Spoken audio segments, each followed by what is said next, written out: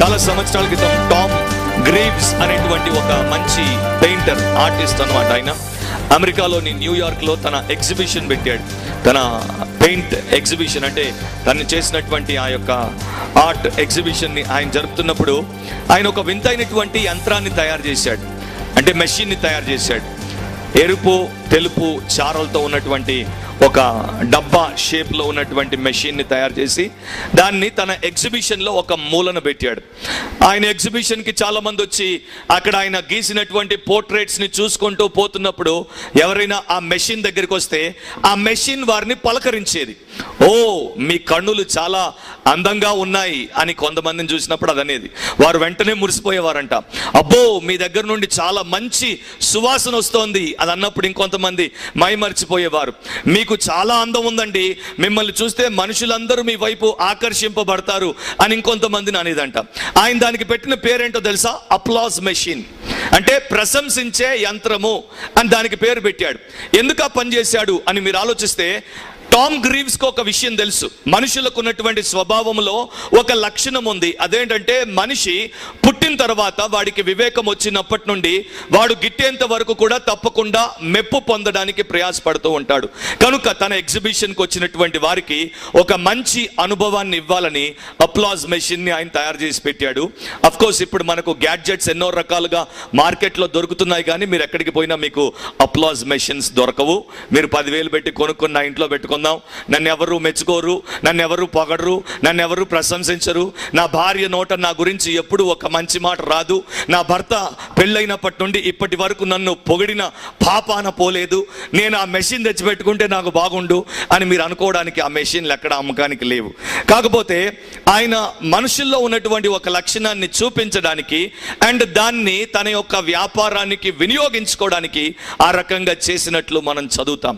మనుషులందరికీ ఉన్నటువంటి లక్షణం ఏంటంటే మనుషుల ద్వారా మనం మెప్పు పొందాలి, వారు మనల్ని పొగడాలి, ప్రశంసించాలి, అభినందించాలి, మనల్ని ఎత్తి పట్టాలి, మనల్ని గుర్తించి గౌరవించాలి అనేటువంటి భావంతో మనం జీవిస్తూ ఉంటాం.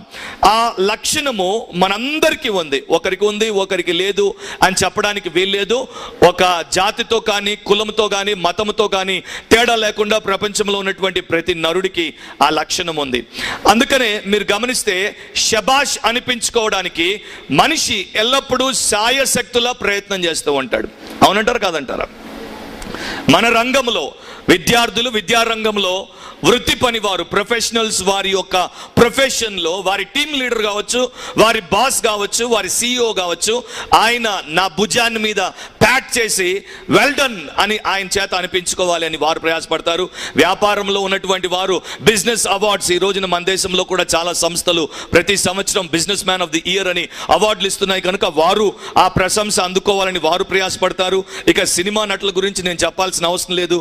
సినిమాలకు ఎన్నో రకాల అవార్డులు ఉన్నాయి కనుక వారు, కళాకారులు, దాంతోపాటు క్రైస్తవ విశ్వాసులు, క్రైస్తవ్యంలో ఉన్నటువంటి సేవకులు కూడా నిత్యము ప్రశంస అందుకోవాలి, ప్రశంసింపబడాలి అని వారు ఆశగొని ప్రయాసపడుతూ ఉంటారు. ప్రశంస పొందడము తప్పు కాదు, అయితే దానిలో కూడా ఒక లిమిటేషన్ ఉండాలి. కొంతమంది జీవితం ఎట్లా మారిపోతుందంటే కేవలం వారు పొగడ్తల కోసమే బ్రతుకుతున్నారా అని అనిపిస్తుంది. పొగడ్తలు, ప్రశంసలు వారి జీవితాన్ని నడిపించేటువంటి ఇంధనంగా మారిపోతాయి. సో వారి యొక్క లైఫ్ వెనకాల ఉన్నటువంటి డ్రైవింగ్ ఫోర్స్ ఏంటంటే అప్రిసియేషన్ ఫ్రమ్ అదర్ పీపుల్. ఇతరులు నన్ను ప్రశంసించుట కొరకే నేను జీవిస్తున్నాను అనేటువంటి రీతిలో వారు బ్రతుకుతారు. ఎవరైనా వారిని ప్రశంసిస్తే వారి యొక్క హృదయం ఉప్పొంగిపోతుంది. మీ వంటింట్లో పాలు బాగా మరిగిన తర్వాత గిన్నె మీద నుండి పొంగి స్టవ్ అంతా పోయినట్టు వారి హృదయం ప్రశంస అందుకోగానే ఉప్పొంగిపోతుంది. వారు చేసినటువంటి పనిని ఎవరైనా గుర్తించకుండా, వారిని ప్రశంసించాల్సిన రీతిలో ప్రశంసించకుండా పోతే వారి యొక్క హృదయం కారు టైర్ టప్పును పంక్చర్ అయినట్టు తుస్సును పంక్చర్ అయిపోతుంది. సో ఇటు ఉంటారు, అటు ఉంటారు. అవి మనం సరిగ్గా హ్యాండిల్ చేయడం నేర్చుకుంటే అనవసరమైనటువంటి ఏడుపులు మనం ఏడవలసిన అవసరం ఉండదు. దేవుడు మనుషులను ఒకరిని ఒకరు ప్రశంసించుకునేటువంటి సంస్కృతిని పెట్టాడు. సొసైటీలో మనం గమనించేది ఏంటంటే కాంపిటేటివ్ స్పిరిట్ ఎక్కువ. ఒకరితో ఒకరు పోటీ పడమని మనకు నేర్పిస్తుంది. ఇంతకీ మనం ఎందుకు పోటీ పడతాం? ఆ కాంపిటీషన్లో కూడా హెల్తీ కాంపిటీషన్ ఉంది, అంటే ఆరోగ్యకరమైనటువంటి పోటీ మంచిది. కానీ ఎప్పుడైతే అది అనారోగ్యకరంగా మారిపోతుందో, మనం ఇతరుల గురించి ఆలోచించకుండా మన పోటీలో మన మనస్తత్వం నేను వాడిని పడగొట్టాలి, వాడు పడిపోవాలి, నేను పైకి రావాలి అని అనుకుంటే మాత్రం ఏదో ఒక రోజున మనల్ని పడగొట్టి మన ఎత్తి నిలబడేవాడు ఇంకొకడు తప్పకుండా తయారవుతాడు. సో అలాంటి అన్హెల్దీ కాంపిటీషన్ మనకొద్దు. కాంపిటేటివ్ స్పిరిట్తో మీ పిల్లవాడు వాడికి దేవుడిచ్చినటువంటి జ్ఞానాన్ని బట్టి, వాడికి ఇచ్చినటువంటి కేపబిలిటీని బట్టి మంచిగా చదువుకోమని ప్రేరేపించవచ్చు, ప్రోత్సహించవచ్చు, మంచిగా ఉద్యోగంలో రాణించమని ప్రోత్సహించవచ్చు, ప్రేరేపించవచ్చు. అంతేగాని ఇతరులను మించి నీవు తయారవ్వాలి, నీకన్నా గొప్ప ఎవరు ఉండకూడదు అనేటువంటి సాతాను ఫిలాసఫీని మాత్రం మనం ప్రశంసించకూడదు. సో అది లోకంలో ఉండేటువంటి పద్ధతి. బైబిల్లో మనం గమనిస్తే యేసుక్రీస్తు ప్రభు ఒకసారి ఒక చోట కొంతమందితో ఒక మాట అన్నాడు. ఆయన మనస్తత్వం ఏంటో ఆ మాటలో మనకు కనిపిస్తోంది. అది యోహాను సువార్తలో మనం గమనిస్తే 5వ అధ్యాయము 41వ వచనం. నేను మనుషుల వలన మహిమ పొందువాడను కాను అని అంటాడు. తెలుగులో మహిమ అనే పదం కనిపిస్తోంది, దాన్ని ఇంకో రకంగా కూడా మనం తీసుకోవచ్చు. నేను మనుషుల వలన పొగడ్తలను ఆశించువాడను కాను, నేను మనుషుల ప్రశంస కొరకు ఈ లోకంలోనికి రాలేదు, నా పరిచర్య వారి యొక్క మెప్పు కొరకు నేను చేయట్లేదు అని ప్రభు అంటాడు. సో యేసులో ఉన్నటువంటి మనస్తత్వం ఏంటి? ఆయన ఎన్నడూ తన జీవితంలో మనుషుల యొక్క మెప్పు కొరకు ఏ పని చేయలేదు. సో క్రైస్తవ సంఘంలో ఉన్నటువంటి వారి మనస్తత్వాన్ని యేసు మనస్తత్వంతో మనం పోలిస్తే ఇద్దరికి మధ్యలో చాలా వ్యత్యాసం ఉన్నట్టు మనకు కనిపిస్తోంది. క్రీస్తు యేసు యొక్క సంఘము క్రీస్తు మనస్సును కలిగి ఉండకుండా, క్రీస్తు మార్గంలో నడవకుండా అది వైదొలిగిపోయినట్లు ఈ రోజున మనం చాలా సంఘాలను చూస్తే, చాలా మంది సేవకుల్ని చూస్తే ఇట్లే మనకు అర్థమైపోతుంది. దేవుడు ఒక రోజున తప్పకుండా మనల్ని మెచ్చుకుంటాడని ఆయన ఈ 1 కొరింథీ 4:5లో మనకు తెలియజేశాడు. కనుక దేవుని మెప్పు కొరకే మనం ఎల్లప్పుడూ ప్రయాసపడాలి. కానీ మనుషులు మనల్ని మెచ్చుకున్నా మెచ్చుకోకపోయినా మనం నొచ్చుకోకుండా, మనం హెచ్చిపోకుండా మన జీవితాన్ని బ్యాలెన్స్డ్గా జీవించటం మనం నేర్చుకోవాలి. ఒక సింపుల్ ప్రశ్న మిమ్మల్ని అడుగుతాను. 2 పదాలు ఉన్నాయి ఇంగ్లీష్లో, అండ్ రెండు రకాలుగా వాటిని వాడుతుంటారు మామూలుగా. వెల్ డన్ అనేటువంటి 2 ఇంగ్లీష్ పదాలు. వెల్ డన్ అంటే బలా మంచి పని చేశావు అని అర్థం. వెల్ నోన్ అనేటువంటి 2 ఇంగ్లీష్ పదాలు కూడా ఉన్నాయి. వెల్ నోన్ అంటే బాగా పేరు గడించుట. నౌ లోకానికి కావాల్సిందేంటి? You must be a well known person. కానీ దేవుడు ఏమంటాడు? ఆయన ఆ రోజు ఆయన ముందు మనం నిలబడినప్పుడు ఆయన ఏమంటాడు? వెల్ డన్ అంటాడు. సో వెల్ నోన్ ముఖ్యమా, వెల్ డన్ ముఖ్యమా? ఏది ముఖ్యం? వెల్ డన్ ముఖ్యం. కానీ మనం దేనికోసం బ్రతుకుతున్నాం? వెల్ నోన్ కోసం. నిజానికి మీరు ఒక్కసారి మీ హృదయపు అంతరంగాల్లోనికి పోయి మిమ్మల్ని మీరు పరీక్ష చేసుకుంటే, ఒకప్పుడు నన్ను నేను పరీక్ష చేసుకున్నట్లు, మనలో చాలా మంది యొక్క ఉద్దేశము వెల్ డన్ కోసం కాదు, వెల్ నోన్గా ఉండడానికి ప్రయాసపడుతూ ఉంటాం. సో వెల్ నోన్గా ఉండడానికన్నా వెల్ డన్ అని ఆయనతో అనిపించడానికి మనం ప్రయాసపడితే అది చాలా బాగుంటుందని బైబిల్ మనకు బోధిస్తోంది. ఈ మెప్పు అనేది 3 రకాలుగా ఉందని దేవుని వాక్యంలో మనం గమనిస్తాం. మొదటి రకపు మెప్పు సెల్ఫ్ ప్రైజ్ అంటారు. అంటే స్వంతగా ఒక మనిషి తన్ను తాను మెప్పించుకోవడం, లేకపోతే తన గురించి తాను చెప్పుకోవడం. 2వ కొరింథీ 10వ అధ్యాయము 18వ వచనంలో ప్రభువు మెచ్చుకొను వాడే యోగ్యుడు, కానీ తన్ను తానే మెచ్చుకొను వాడు యోగ్యుడు కాడు అని రాయబడింది. దేవుడు ఎవరినైతే మెచ్చుకుంటాడో వాడే యోగ్యుడు, కానీ తనను తాను మెచ్చుకునేటువంటి వాడు యోగ్యుడు కాడు అని పౌలు భక్తుడు కొరింథీ సంఘానికే రాశాడు. సెల్ఫ్ ప్రైజ్ లో మనం ఎవరితో మాట్లాడినా, మనం ఏం చేసినా కూడా ఎంతసేపు మన సెల్ఫ్ ఇమేజ్ ని బిల్డ్ చేసుకోవడానికి, దాన్ని ప్రొజెక్ట్ చేయడానికి, దాని ద్వారా అందరూ కూడా మన వైపు గొప్పగా చూడాలని ఆశపడేటువంటి ఉద్దేశంతో మనం బ్రతుకుతూ ఉంటాం. కొంతమంది ఆ రకంగా జీవిస్తూ ఉంటారు. అందుకనే ఒక మ్యూజిషియన్ ఏమంటాడంటే, the man who sings his own praises is usually off key అని అంటాడు. స్వంత స్థుతులను పాడుకునేటువంటి వాడు ఎప్పుడు కూడా అపస్వరాలే పలుకుతాడంట. ఎందుకంటే వాడు స్వంత డబ్బా కొట్టుకుంటున్నాడు కనుక ఆ డబ్బా రాగం బాగా ఉండదు. అది మొదటిది. రెండవది ఏంటంటే హ్యూమన్ ప్రైజ్. ఇతరులు మనల్ని మెచ్చుకోవడం కావచ్చు, లేకపోతే ఇతరులు మనల్ని ప్రశంసించడం కావచ్చు. అది యోహాను సువార్త 5వ అధ్యాయం 44లో మరలా యేసు మాటల్లో కనిపిస్తోంది.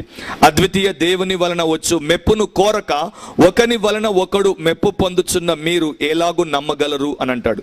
ఒకని వలన ఒకడు మెప్పు పొందుచున్న మీరు ఎలాగూ నమ్మగలరు అని అంటాడు. సో మీరు నన్ను మెచ్చుకోండి, నేను మిమ్మల్ని మెచ్చుకుంటాను కదా. బ్రదర్ ఉపేందర్ మీరు చాలా మంచోరు అని మీరు నన్నానండి, అప్పుడు నేను కూడా మీరు చాలా మంచోరు అని అంటాను. మీరు నన్ను తిడితే నేను మిమ్మల్ని తిడతాను. ఇది లోకం యొక్క పద్ధతి. సో లోకంలో ఉండేటువంటి వారు, మీరు నా వీపు గీకండి, నేను మీ వీపు గీకుతాను. You scratch my back and I scratch your back. ఆ ఫిలాసఫీ, ఆ మెంటాలిటీతో లోకంలో ఉన్నటువంటి వారు జీవిస్తారు. అందుకనే ప్రభు అంటున్నాడు, ఒకరిని ఒకరు మెచ్చుకునేటువంటి మీరు దేవుని మహిమను, దేవుని యొక్క మెప్పును గురించి అసలు ఆలోచన కలిగి ఉండట్లేదు అని. ఈ రోజున సక్సెస్ కి లోకం ఇచ్చేటువంటి డెఫినేషన్ ని మనం పాటిస్తూ ఉన్నాం. అందుకనే చాలా సందర్భాల్లో దేవుని యొక్క మనసును మనం నొప్పిస్తూ ఉంటాం. లోకము నీవు ఒక గొప్ప కార్యాన్ని చేసినప్పుడు నిన్ను గొప్ప వ్యక్తిగా ఎంచుతుంది, కానీ లోకము నీవు ఒక మంచి కార్యాన్ని చేస్తే నిన్ను గొప్ప వ్యక్తిగా అంత త్వరగా గుర్తించదు, ఎంచదు. సో రెండవది హ్యూమన్ ప్రైజ్. మూడవది ఏంటంటే డివైన్ ప్రైజ్. దాని గురించి మనం ఆల్రెడీ చదివాము. దేవుని వలన కలుగు మెప్పు, అదే ఎల్లప్పటికీ ఉంటుంది, అదే శ్రేష్టమైనటువంటిది. సో అలా దేవుడి వలన మనం మెప్పు పొందాలి అంటే తప్పకుండా ఇది మీరు ఈ రోజున నమ్మినా నమ్మకపోయినా, ఈ రోజున మీకు ఇది అర్థమైనా అర్థం అవ్వకపోయినా, తెలుసుకున్నా తెలుసుకోకపోయినా, రేపు మనలో ప్రతి ఒక్కరూ ఆయన న్యాయపీఠం ముందు నిలబడాలి. న్యాయపీఠాలు రెండు రకాలుగా ఉన్నాయి. పరిశుద్ధులేమో యేసుక్రీస్తు ప్రభు యొక్క న్యాయపీఠం ముందు నిలబడతారు, పాపులేమో ఆయన యొక్క ధవల వర్ణపు సింహాసనపు తీర్పు ముందు నిలబడతారు. సో ప్రతి ఒక్కరూ తీర్పు ముందు నిలబడాల్సిందే. ఏ ఒక్కరు కూడా తీర్పును తప్పించుకోవడానికి అస్సలు ఆస్కారమే లేదు. మీరు అనొచ్చు, నేను చనిపోయిన తర్వాత కదా అని. చనిపోయిన తర్వాత మనం పోయేది రెండు స్థలాలు, ఒకటి పరలోకానికి, ఒకటి నరకానికి. నరకానికి పోకముందే ఆ తీర్పు జరుగుతుంది. సో తప్పకుండా మనం తీర్పులో పాలు పంపులు కలిగి ఉండాలి. కనుక ఇప్పుడే మనం తెలివితో మన జీవితాన్ని సరిదిద్దుకుంటే మన జీవితము రేపు ఆయన ముందు మనం నిలబడినప్పుడు మనకు మెప్పును తీసుకుని వస్తుందని బైబిల్లో మనం గమనిస్తాం. సో దేవుని వాక్యాన్ని మీరు చదివితే 1 కొరింథీ 10లోనే 31వ వచనంలో పౌలు భక్తుడు అంటాడు, మీరు ఏమి చేసినను, మీరు భోజనము చేసినను, మీరు పానము చేసినను, మరి మీరు ఏమి చేసినను సమస్తమును దేవుని మహిమ కొరకు చేయండి. సో ఎప్పుడైతే మీ ఉద్దేశం మంచిగా ఉండి అన్ని కార్యాలు మీరు దేవుని మహిమ కొరకు చేస్తారో అప్పుడు దేవుని వలన మీకు గొప్ప మెప్పు లభిస్తుంది. ప్రకటన గ్రంథం 4వ అధ్యాయం 11వ వచనంలో దేవుడు ఒక ఉద్దేశంతో మనల్ని సృష్టించాడు. ఆ ఉద్దేశం ఏంటి?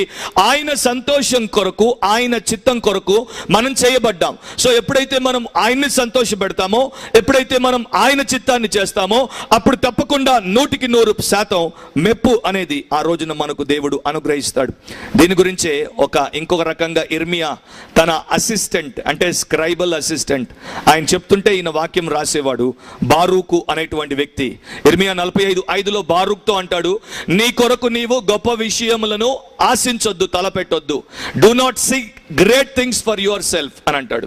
సో నీ కొరకు నీవు గొప్ప కార్యాలు తలపెట్టొద్దు, కానీ దేవుని కొరకు నీవు గొప్ప కార్యాలు తలపెట్టినప్పుడు, దేవుని నామ మహిమ కొరకు, ఇతరుల మేలు కొరకు నీవు తలపెట్టినప్పుడు తప్పకుండా సరైనటువంటి రీతిలో నీవు ఆ రోజున మెప్పు పొందుతావు అనే సంగతిని మర్చిపోవద్దు. కాకపోతే మనకున్నటువంటి ఒక శోధన, మనకున్నటువంటి బలహీనత ఏంటంటే మన శరీరానికి మెప్పు అంటే చాలా ఇష్టం. మనకు తిండి లేకపోయినా మనం బ్రతుకుతాం, కానీ మనకు ప్రశంస లేకపోతే మనం బ్రతకమంటాం. చాలా సంవత్సరాల క్రితం ఒక ఫేమస్ అమెరికన్ యాక్ట్రెస్ ఆమె ఒక మాట అంది, మనిషిని ఇతరులు ప్రశంసించకుండా వాడు సమాజంలో బ్రతకాల్సి వస్తే వాడు దినదినం మెల్లమెల్లగా చచ్చిపోతాడు అంది.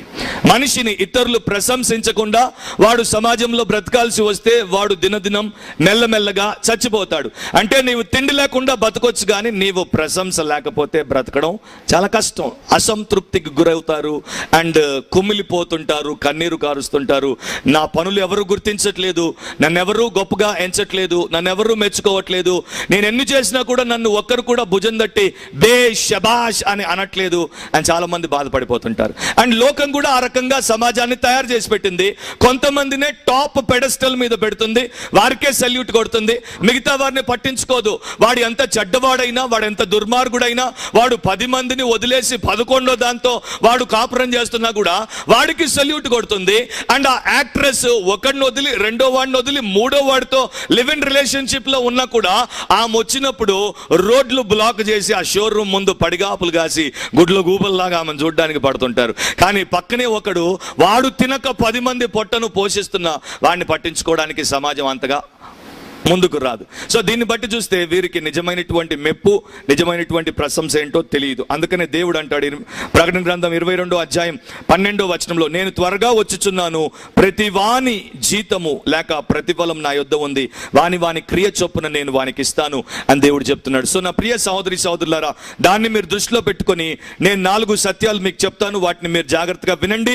ఒక రోజున దేవుడి ముందు మీరు నిలబడినప్పుడు తప్పకుండా దేవుడు ఏ మనిషి అన్నడు మిమ్మల్ని మెచ్చుకోని రీతిలో మిమ్మల్ని మెచ్చుకుని అందరి ముందు మీకు గొప్ప ఘనతకు పాత్రుల్నిగా మిమ్మల్ని చేస్తాడు. సో మనిషి నుండి మెప్పు పొందడం సులువా లేకపోతే దేవుని మెప్పు పొందడం సులువా అనే ప్రశ్న వస్తే మీరేమంటారు? Is it easy to seek praise from man or is it easy to seek praise from God? ఏది సులువు అంటారు? మనిషి మెప్పు సులువా, దేవుడి మెప్పు సులువా? మనిషి మెప్పు చాలా సులువు. నేను ఒక 10,000 పాడేస్తే నా వెనకాల 100 మంది ఉపేందర్ జిందాబాద్, ఉపేందర్ జిందాబాద్ అంటారు 10,000 పాడేస్తే. కానీ దేవుడు ఎప్పుడు అంటామాట కదా? మన నాయకుల్ని చూస్తుంటే నాకు ఎప్పుడు బాధ అనిపిస్తుంటుంది. వాళ్ళు నేరగాళ్ళు, ఘోరంగా దేశాన్ని దోచుకుంటున్నారు, కానీ ఎప్పుడు వాళ్ళ వెనకాల మనుషులు మరి జిందాబాద్లు కొడుతుంటారు. ఇప్పుడు మనకు ఎల్లో జర్నలిజం వచ్చేసింది. అంటే అది ఎలక్ట్రానిక్ మీడియా కావచ్చు, లేకపోతే ప్రింట్ మీడియా కావచ్చు. మీరు ఎలక్షన్స్ కి ముందు ఒక టాప్ ఎడిటర్ కి ఒక ₹1,00,00,000 పాడేశారు అనుకోండి, ఆయన మీ గురించే బాగా ప్రచారం చేస్తాడు. అండ్ కొంతమంది జర్నలిస్టులు ఆ రకంగా బాగా డబ్బు కూడా సంపాదిస్తున్నారు. మీరు మాకు డబ్బు ఇస్తే మీ గురించి బాగా చెప్తాం, మీరు మాకు డబ్బు ఇవ్వకపోతే మీ గురించి మేము చెడు ప్రచారం చేస్తాం అనేటువంటి వారు కూడా తయారైపోయారు. సో మనిషి స్తుతి, మనిషి మెప్పు చాలా చిల్లరతో కూడినటువంటిది. కానీ దేవుడు యథార్థవంతుడు గనుక, పరిపూర్ణుడు గనుక ఆయన మెప్పు పొందడం చాలా కష్టం. ఆయన మెప్పు ఎవరికి వస్తుందో మనం చూద్దాం. దానికన్నా ముందు ప్రపంచంలో 3 ప్రముఖ మ్యాగజైన్లు ఉన్నాయి. బహుశా వీటి గురించి మీరు చదివి లేక విని ఉంటారు. Number 1 magazine Forbes magazine. అది ప్రతి సంవత్సరం ప్రపంచంలో ధనికులను మరి ప్రకటిస్తూ ఉంటుంది. ప్రపంచంలో ఎవరు నంబర్ 1 బిలియనియర్, తర్వాత ఎవరు అనేది ఫోర్బ్స్ మ్యాగజైన్ వారు ప్రకటిస్తారు. రెండవది పీపుల్స్ మ్యాగజైన్. పీపుల్స్ మ్యాగజైన్ యొక్క ప్రత్యేకత ఏంటంటే ప్రపంచంలో ఉన్నటువంటి గ్లోబల్ కంపెనీ యొక్క సిఇఓల్లో ఎవరు గొప్ప సిఇఓలుగా ఉన్నారో వారిని వారు ప్రశంసించి వారి యొక్క వివరాలు, జీవిత విశేషాలు పీపుల్స్ మ్యాగజైన్ లో రాస్తారు. ఇంకొక మ్యాగజైన్, ఈ రెండింటికన్నా చాలా పాపులర్ మ్యాగజైన్, అది టైమ్ మ్యాగజైన్.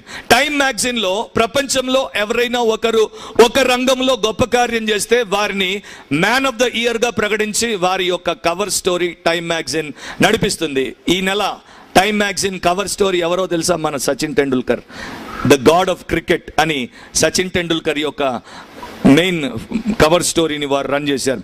సో ఎవరు గొప్పగా ఉంటారో వారు ఈ 3 మ్యాగజైన్స్, ప్రపంచంలో number 1 magazines Forbes, people and time, వారు ఆ రకంగా ప్రశంసిస్తారు. కానీ దేవుడి ప్రశంస, దేవుడి మెప్పు ఎలా పొందుతాం? ఈ 1 కొరింథీ 4వ అధ్యాయం 5వ వచనంలో మనం చూస్తే, ప్రతి వాడును దేవుని వలన కలుగు మెప్పును పొందును అని పౌలు భక్తుడు రాసినప్పుడు ఆయన ఉద్దేశం ప్రతి వాడు అంటే మా లోకంలో ఉన్నటువంటి ప్రతి మనిషి దేవుని మెప్పు పొందుతాడు అని కాదు. ఎందుకంటే బైబిల్ బోధ ప్రకారం ప్రతి ఒక్కడు దేవుని మెప్పు పొందడు. పాపికి దేవుడు ఎలాంటి ప్రశంస ఇవ్వడు. ఎవరైతే యేసుక్రీస్తునందు విశ్వాసం ఉంచి ఆయన యొక్క సువార్తకు విధేయులై రక్షింపబడ్డారో, ఎవరైతే ఆయన రక్తంలో కడుగబడి పాప క్షమాపణ పొంది రక్షణ అనుభవంలోనికి వచ్చారో, ఆయన బిడ్డలుగా మారారో, అలాంటి రక్షింపబడినటువంటి వారికి దేవుని మెప్పు లభిస్తుంది అని పౌలు భక్తుడు రాశాడు. సో మొట్టమొదట లక్షణం మనకు ఉండాల్సింది ఏంటంటే వి మస్ట్ బి సేవ్డ్. మనం రక్షింపబడితేనే మనకు దేవుని యొక్క మెప్పు ఒక రోజున లభిస్తుంది అనేది గుర్తుపెట్టుకోవాలి. ఈ సందర్భము 1 కొరింథీ 4వ అధ్యాయం సందర్భాన్ని మనం చూస్తే, ముఖ్యంగా క్రీస్తు సేవకులమని మమ్మల్ని మీరు ఎంచాలి, గృహ నిర్వాహకులమని మమ్మల్ని మీరు భావించాలి అని సంఘంలో ఉన్న వారికి పౌలు రాశాడు. సో యేసుక్రీస్తు ప్రభు యొక్క సేవకులకు ఈ మెప్పు ప్రధానంగా లభిస్తుంది. కాకపోతే బైబిల్ ప్రకారం యేసులో ఉన్నటువంటి ప్రతి వ్యక్తి దేవుని యొక్క సేవకురాలు కనుక వారు ఈ మెప్పుకు పాత్రులవుతారు. సో మీరు రేపు దేవుడి సన్నిధిలో నిలబడినప్పుడు దేవుడు మిమ్మల్ని ఖండించకూడదు, దేవుడు మిమ్మల్ని నిందించకూడదు. దేవుడు మీ యొక్క పాత జీవితంలో ఉన్నటువంటి పాపములన్నిటినీ కూడా ఆయన రాసినటువంటి పుస్తకములో నుండి వెలికి తీసి మీకు వ్యతిరేకంగా వాటిని బయట పెట్టి ఆ రోజున తీర్పులో మిమ్మును తప్పు పట్టకూడదు అంటే ఈ రోజున మీరు రక్షణ పొందినటువంటి వారై ఉండాలి. అండ్ రక్షింపబడినటువంటి అనుభవం మొదటి అర్హత గనుక ఆ అర్హత ఉన్నటువంటి వారు తప్పకుండా ప్రభు ద్వారా ఒక రోజున మెప్పు పొందుతారు. మరి ఈ రోజు నేను ముందుకు వెళ్ళక మునుపు ఒక ప్రశ్న మిమ్మల్ని అడుగుతాను. చెయ్యెత్తాల్సిన అవసరం లేదు అండ్ మీరు నోరు తెరిచి నాకు ఆన్సర్ ఇవ్వాల్సిన పని లేదు. కానీ మీ హార్ట్ లో దానికి జవాబు ఇవ్వండి. Are you saved? మీరు రక్షణ పొందారా? యేసునందు విశ్వాసం ఉంచి పాప క్షమాపణ పొంది దేవుని బిడ్డగా మీరు మారారా? మీరు అనొచ్చు, బ్రదర్ ఇంకా నేను ఆ విషయం ఆలోచించలేదు, తర్వాత ఆలోచిస్తాను, తర్వాత చూసుకుంటాను అని. రక్షణ చాలా కీలకమైనటువంటిది. ఎంత ముఖ్యమైనదంటే అది లేకపోతే మనకి ఇంకా ఏమీ లేదు. మీరు ప్రపంచ ప్రఖ్యాతిగాంచినటువంటి వ్యక్తి అయినా కూడా, ప్రపంచంలో ఎవరి దగ్గర లేనంత డబ్బు మీ దగ్గర ఉన్నా, ప్రపంచంలో ఎవరికి లేని సౌకర్యం మీకున్నా, మీ ఆత్మకు రక్షణ లేకపోతే మీకన్నా దౌర్భాగ్యమైన స్థితిలో మరొకరు లేరు అని మాత్రం దేవుడు చెప్తాడు, నేను చెప్తాను. సో మీరు రక్షణ పొందారా? రక్షింపబడిన వ్యక్తే దేవుని యొక్క మెప్పును ఒక రోజున పొందుతాడు. చాలా మంది రక్షణ పట్ల రెండు రకాలుగా వ్యవహరిస్తారు. చాలా జాగ్రత్తగా వినండి. మొదటి రకం ఏంటంటే దే డిలే దేర్ సాల్వేషన్. వారి యొక్క రక్షణను వారు వాయిదా వేస్తూ ఉంటారు. ఈ వాయిదాల పద్ధతి కొన్నింటికి బాగానే ఉంటుంది. ఇన్స్టాల్మెంట్ పద్ధతి కొన్నిటికి బాగా ఉంటుంది. మీరు హౌస్ లోన్ తీసుకున్నప్పుడు మీకు ఇన్స్టాల్మెంట్ ఉండాల్సిందే, ఎస్ ఆర్ నో? మీరు వెహికల్ లోన్ తీసుకున్నప్పుడు మీకు ఇన్స్టాల్మెంట్ మంచిది, ఎందుకంటే లంసమ్ ఒకేసారి ఇవ్వాలంటే మనకు చేత కాదు. అండ్ మీరు ఎక్కడైనా ఎడ్యుకేషన్ లోన్ తీసుకున్నప్పుడు కూడా ఇన్స్టాల్మెంట్ మంచిదే. అండ్ మీరు ఏదైనా గ్యాడ్జెట్ కొన్నప్పుడు కూడా ఈఎంఐ మంచిదే. కానీ సాల్వేషన్ మాత్రం ఇన్స్టాల్మెంట్ మంచిది కాదు. అది ఇన్స్టెంట్గా ఉండాలి. అది వెనువెంటనే జరిగిపోవాలి. ఒక ఆయన వాయిదా వేశాడు. ఆయన ఎవరో తెలుసా? ఫెలిక్స్. పౌలు భక్తుడు ఫెలిక్స్ దగ్గరికి వచ్చాడు. ఫెలిక్స్కు దేవుడిచ్చినటువంటి ఎంత గొప్ప ఆధిక్యత అంటే డైరెక్ట్ గా అపోస్తలుడైనటువంటి పౌలు బోధించేటువంటి యోగ్యతను ఫెలిక్స్ పొందుకున్నాడు. అయితే అపోస్తలుల కార్యములు 24వ అధ్యాయము 24 నుండి 27 వరకు నేను చదువుతున్నాను, మీరు జాగ్రత్తగా వినండి. కొన్ని దినములైన తర్వాత ఫెలిక్స్ యూదురాలైన ద్రుసిల్ల అను తన భార్యతో కూడా వచ్చి పౌలును పిలిపించి క్రీస్తు యేసునందలి విశ్వాసమును గూర్చి అతడు బోధింపగా వినెను. అప్పుడు అతడు నీతిని గూర్చియు ఆశా నిగ్రహమును గూర్చియు రాబోవు విమర్శను గూర్చియు ప్రసంగించుచుండగా ఫెలిక్స్ మిగుల భయపడి, అంటే ఇమోషనల్ గా కూడా అతడు ఆయన బోధ విన్నప్పుడు మూవ్ అయ్యాడు. ఆ సత్యాన్ని గ్రహించాడు కనుకనే ఆయన పరిస్థితులు ఇలా ఉంటాయా అనేటువంటి భావముతో లోపల కదిలింపబడ్డాడు. కానీ ఏం చేశాడు? ఇప్పుడు వినండి. ఇప్పటికి వెళ్ళుము, నాకు సమయమైన నిన్ను పిలువ నంపింతునని చెప్పాను. అంటే ఇప్పుడు ఇంకా చాలు, నీ బోధిక ఆపేసేయ్, నాకు భయం వేస్తోంది, మరొక్కసారి ఎప్పుడైనా నీ బోధ వింటాను, అప్పుడు దాని గురించి నేను ఆలోచించి తీర్మానం చేస్తాను, ఇప్పుడు మాత్రం దాన్ని మనం వాయిదా వేద్దామని పంపించేశాడు. తర్వాత పౌలు వలన తనకు ద్రవ్యము దొరుకునని ఆశించి మాటి మాటికి అతనిని పిలిపించి అతనితో సంభాషణ చేయుచుండెను. నవ్వు ఇక్కడ ఒక్కసారి ఆలోచించండి. పౌలు భక్తుడు మీతో మాట్లాడాల్సి వస్తే, మీరు ఆయనతో మాటి మాటికి మాట్లాడాల్సి వస్తే ఆయన ఏం మాట్లాడతాడు? రాజకీయాల గురించి మాట్లాడతాడా? రోమా ప్రభుత్వంలో ఉన్నటువంటి లొసుగుల గురించి మాట్లాడతాడా? దేని గురించి మాట్లాడతాడు? హృదయము దేని చేత నిండి ఉండునో నోరు దానినే మాట్లాడును. పౌలు కన్నా గొప్ప ప్రతిష్ఠుడైనటువంటి సేవకుడు మరొకరు లేడు. యేసుకు తన జీవితాన్ని దారిపోశాడు. సో ఆయన ఏం మాట్లాడతాడు? యేసు గురించే మాట్లాడతాడు. ఆయన రాతలన్నీ మీరు జాగ్రత్తగా చూస్తే దాంట్లో ప్రతి ఒక్క దాంట్లో కూడా రారాజైనటువంటి యేసు గురించే ఆయన మాట్లాడాడు తప్ప ఇతర విషయాల గురించి అన్నింటినీ కూడా ఆయన మహిమ కొరకే వినియోగించాడు తప్ప మరొకటి మాట్లాడు. సో ఫెలిక్స్ ఎన్నోసార్లు వింటూ వచ్చాడు. 2 సంవత్సరాలైన తరువాత ఫెలిక్స్ కు ప్రతిగా పోర్కియు ఫేస్తూ వచ్చాను. అప్పుడు ఫెలిక్స్ యూదుల చేత మంచివాడు అనిపించుకొనవలెనని కోరి పౌలును బంధకములలోనే విడిచిపెట్టిపోయాను. అంటే 2 years కాన్స్టెంట్లీ పౌలు భక్తుడి ద్వారా యేసును గురించినటువంటి సువార్త ఫెలిక్స్ విన్నాడు. కానీ దాన్ని డిలే చేశాడు, వాయిదా వేశాడు. అండ్ ఈ రోజున చర్చ్ మనకు ట్రెడిషన్ లేకపోతే హిస్టరీ చెప్పేది ఏంటంటే ఫెలిక్స్ తన పాపంలోనే చచ్చిపోయాడు. ద్రుసిల్ల అనేటువంటి వ్యక్తి మరొకడి భార్య, ఈయన పోయి వాడి మీద ఒత్తిడి పెంచి ఆమెను ఈయన తీసేసుకొని తన భార్యగా చేసుకున్నాడు. సో నిజానికి అక్రమ సంబంధం, వ్యభిచారంలో బతుకుతున్నాడు కనుక పౌలు భక్తుడు నీతి గురించి మాట్లాడాడు, ఆశా నిగ్రహం గురించి మాట్లాడాడు, అంతేకాకుండా రాబోయే తీర్పు గురించి మాట్లాడాడు. దానికి అతడు భయపడ్డాడు, కానీ దానికి మాత్రం లోబడలేదు. సో కొంతమంది వింటారు. ఈ రోజున రోజున టీవీ వచ్చేసింది. అందరూ చెప్పకపోయినా కనీసం కొందరైనా టీవీలో సువార్త చెప్తున్నారు, వాక్యం చెప్తున్నారు. సో ఎన్నోసార్లు మనం వాక్యం వింటున్నాం, చదువుతున్నాం, తెలుసుకుంటున్నాం. కానీ మన హృదయాన్ని వంచి మనం ప్రభువుకు లోబడకుండా ఉంటే మనం ఒక రోజున నశించిపోయినప్పుడు మన తీర్పు ఇంకా తీక్షణమవుతుంది. కానీ దేవుడి దగ్గర మనకు ఎలాంటి మెప్పు రాదు అనేది మనం తెలుసుకుందాం. రెండవది ఏంటంటే దే డినై సాల్వేషన్. వారు కేవలం వాయిదా వేయడమే కాదు, వారు దాన్ని పూర్తిగా అసలు వ్యతిరేకించి విసర్జిస్తారు అని అపోస్తలుల కార్యములు 26వ అధ్యాయంలోనే మనకు కనిపిస్తోంది. ఇక్కడ అపోస్తలులైన పౌలు అగ్రిప్ప రాజుతో మాట్లాడాడు. ఆ రాజుకు అనేక విషయాలు ఆల్రెడీ తెలుసు. అందుకనే 26వ అధ్యాయం 27, 28 వచనాల్లో చూస్తే, అగ్రిప్ప రాజా, తమరు ప్రవక్తలను నమ్ముచున్నారని నేను ఎరుగుదును అని పౌలు అన్నప్పుడు, అందుకు అగ్రిప్ప, ఇంత సులభముగా నన్ను క్రైస్తవుని చేయజూచుచున్నావే అని పౌలుతో చెప్పాను.